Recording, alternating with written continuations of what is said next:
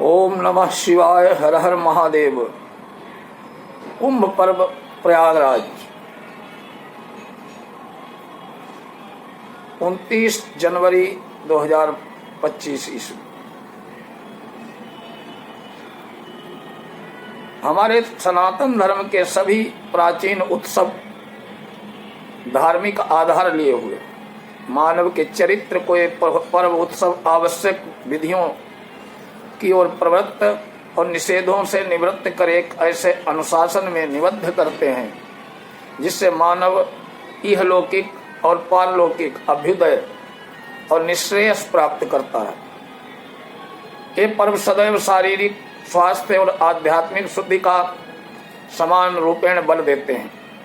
इन उत्सवों में 4 महाकुंभ एवं अर्धकुंभ विशालता अलौकिक महात्म्य की दृष्टि से वस्तुतः मूर्धन्य है।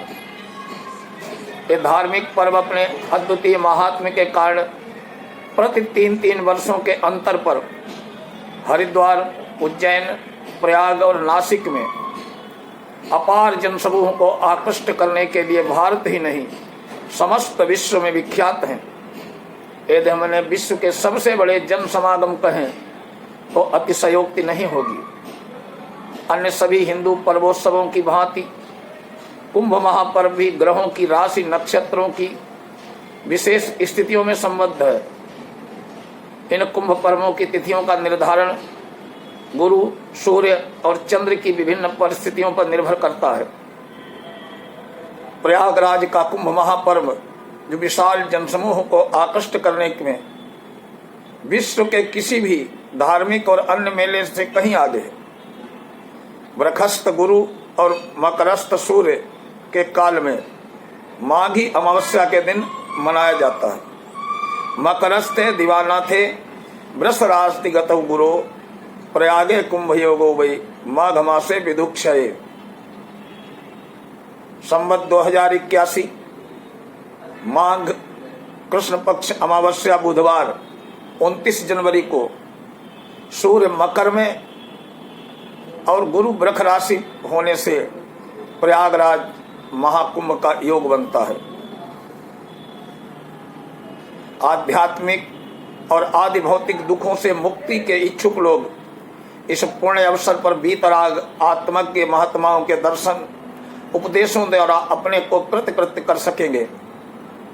एक कुंभ मेला लगभग 1 मास तक पूरा माघ मास चलता है, क्योंकि तीर्थराज का पर विशेषता त्रिवेणी संगम पर माघ स्नान का वैसे ही महत्व है। अतः यहाँ हम श्रद्धालुओं को पाठ के लिए कुंभ पर्व का उद्गम, महात्म्य और स्नान आदि पर आज प्रकाश डालेंगे। सबसे पहले कुंभ पर्व मनाए क्यों जाते हैं? समुद्र मंथन में प्राप्त अमृत कलश को इंद्र का पुत्र जयंत राक्षसों से दूर देवताओं की अनुमति लेकर भागा, तो राक्षसों और देवताओं के लिए मध्य अमृत के लिए 12 दिन दिव्य 1200 वर्ष तक घमासान हुआ। इस युद्ध के दौरान अमृत कलश को राक्षसों से बचाने के लिए कभी उज्जैन, कभी प्रयाग, कभी नासिक, कभी हरिद्वार, कभी गोदावरी तट पर नासिक में छुपाया गया। इसलिए इन 4 स्थान पर 1200 वर्षों में एक बार कुंभ महापर्व मनाया जाता है। इस अमृत कलश को देवासुर संग्राम के दिनों में सूर्य देव ने फूटने खंडित होने से इस कलश को बचाया और गुरु बृहस्पति ने इसकी देखभाल सुरक्षा की और चंद्रदेव ने राक्षसों को इस कलश से वंचित रखने के लिए पूरा प्रयास किया। इसी कारण इन तीनों की विशेष राशियों में स्थिति में उल्लिखित 4 कुंभ स्थलों का कुंभ पर्व मनाए जाते हैं। कहीं ऐसा भी लिखा है कि दैत्य देवों की छीना झपटी में अमृत कलश के अमृत की 4 बूंदें हरिद्वार, नासिक, उज्जैन और प्रयाग में गिरी। अतः इन स्थलों पर कुंभ महापर्व मनाए जाते हैं। इस बार कुंभ महापर्व प्रयागराज में पड़ रहा है। इनकी विशेष तिथियां आज आपको बता रहा हूं ताकि आप सभी लोग अपने हिसाब से सुविधानुसार इनमें स्नान कर सके।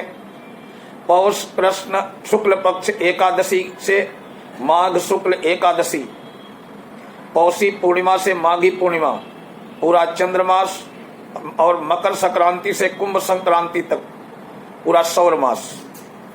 प्रतिदिन प्रातः किसी भी नदी, तालाब किंवा तीर्थ पर नियम से स्नान किया जाए तो शास्त्रों में उसका बहुत महात्म्य लिखा है।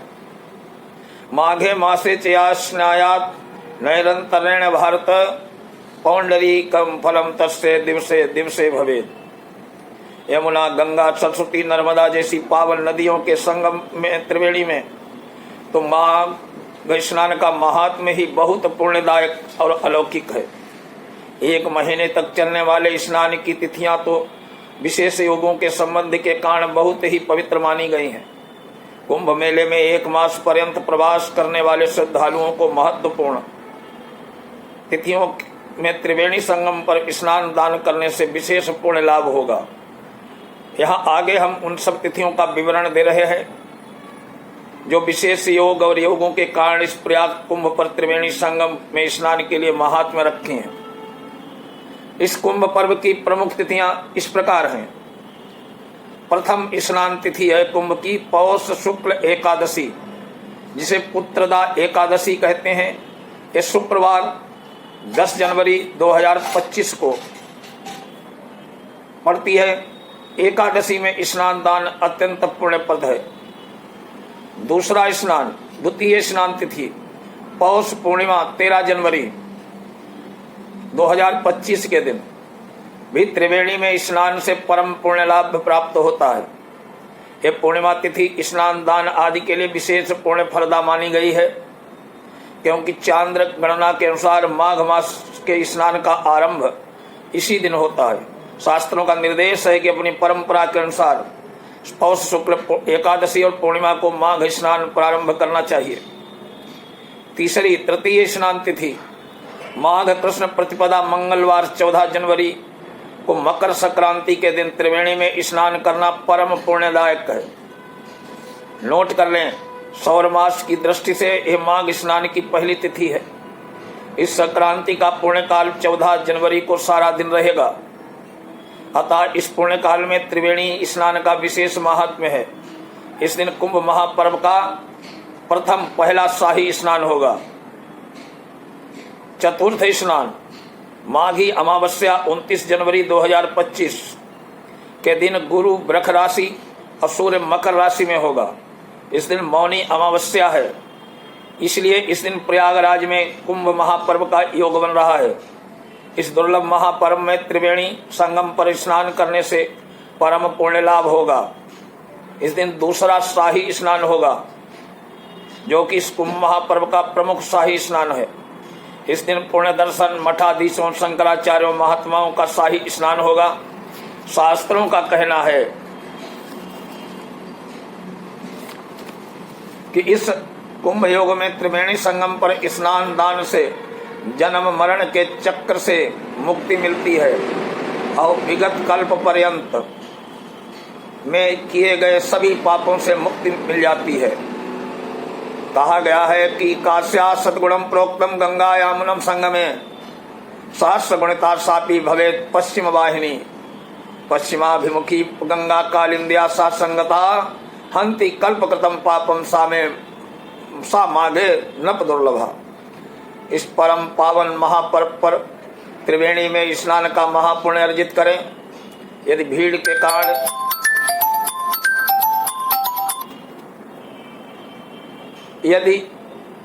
के कारण योग की कालावधि में त्रिवेणी स्नान न मिले तो अन्यत्र गंगा यमुना आदि में स्नान से इस पुण्य योग का महात्म्य का लाभ श्रद्धा पूर्वक करें।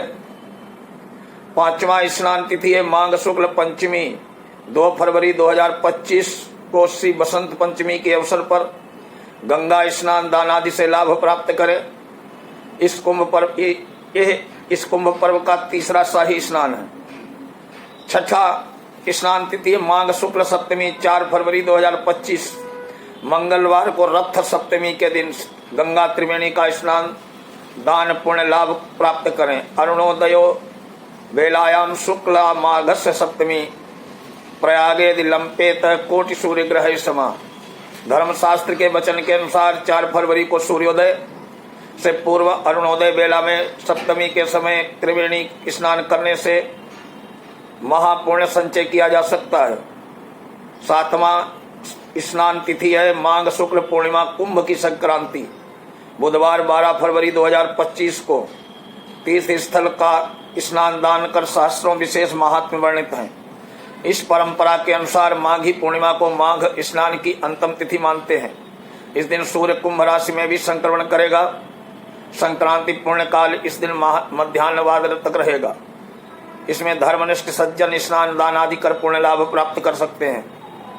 अष्टम और अंतिम स्नान तिथि है फाल्गुन शुक्ल त्रयोदशी, बुधवार को महाशिवरात्रि 26 फरवरी 2025 को। त्रिवेणी संगम पर स्नान दान जप पुण्य द्वारा अर्जित करने से नहीं चूकना चाहिए। सौर मतानुसार इस दिन माघ स्नान वर्जित माना जाता है। इससे प्रयाग कुंभ पर्व का अंतिम स्नान दिन माना गया है। इस स्नान के साथ प्रयाग कुंभ आगामी 12 वर्षों के लिए श्रद्धालुओं के साथ ही विदाई लेगा।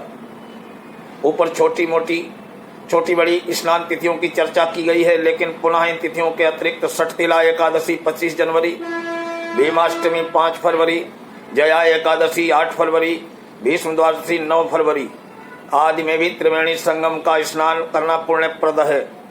जो लोग कुंभ पर्व पर 1 मास तक प्रयाग में प्रवास करेंगे, वे पूरा माघ प्रतिदिन गंगा त्रिवेणी में स्नान करके पुण्य लाभ प्राप्त कर सकते हैं। कुंभ पर्व की तिथियों में पितृ पिंड दान आदि करना महापुण्य प्रद कार्य है। जो प्रयागराज न जा सकें वे पुण्य लाभ कैसे प्राप्त करें? ये भी है कि हर आदमी नहीं जा सकता है श्रद्धालु। यदि कोई श्रद्धालु प्रयागराज न जा सके तो माघ मास में अथवा केवल कुंभ पर्व के दिन समीपस्थ किसी भी महानदी के संगम स्थल पर सुविधा पूर्वक स्नान करें। अभाव में स्नान जल में गंगा जल मिलाकर श्रद्धा पूर्वक स्नान करके अपना मंत्र जप करें और पुण्यार्जन करें।